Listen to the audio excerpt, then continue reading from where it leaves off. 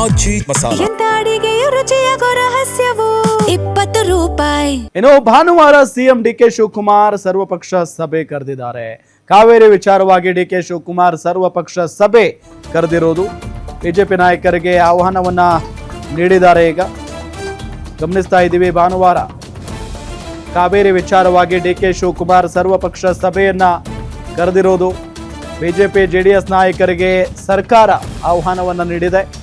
Tamil Nadu CM Vijay ಜೊತೆ ಸಭೆ ಮುನ್ನ ವಿಪಕ್ಷಗಳ ಜೊತೆಗೆ ಚರ್ಚೆಯನ್ನ ಮಾಡ್ತಾರೆ. ಆಗಸ್ಟ್ 3ನೇ ತಾರೀಕು ವಿಜಯ್ ಬೆಂಗಳೂರಿಗೆ ಬರ್ತಾ ಇದ್ದಾರೆ.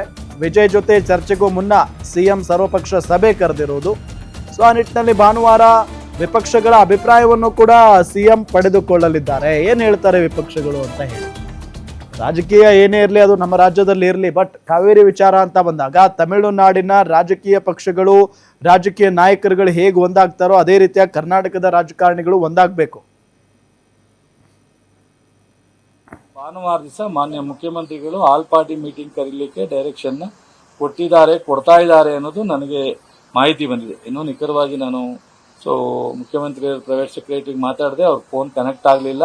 ಬಟ್ ನನಗೆ ಬೇರೆ ವಿಚಾರಗಳಿಂದ ಡೆಲ್ಲಿಯಿಂದ ಇವತ್ತು ಡಿಸ್ಕಸ್ ಮಾಡ್ತಾ ಇದ್ದಾರೆ ಅಧಿಕಾರಿಗಳ ಜೊತೆ, ಆಲ್ ಪಾರ್ಟಿ ಮೀಟಿಂಗ್ ಮಾಡಬೇಕು ಅಂತ. ಬಹುಶಃ ಇವತ್ತು ಡಿಸೈಡ್ ಮಾಡ್ತಾರೆ, ಸಾಯಂಕಾಲದೊಳಗಡೆ ಆಲ್ ಪಾರ್ಟಿ ಮೀಟಿಂಗ್ ಕರೀಲಿಕ್ಕೆ ಡಿಸೈಡ್ ಮಾಡ್ತಾರೆ ಅನ್ನೋದನ್ನ ಹೇಳಿದ್ದಾರೆ.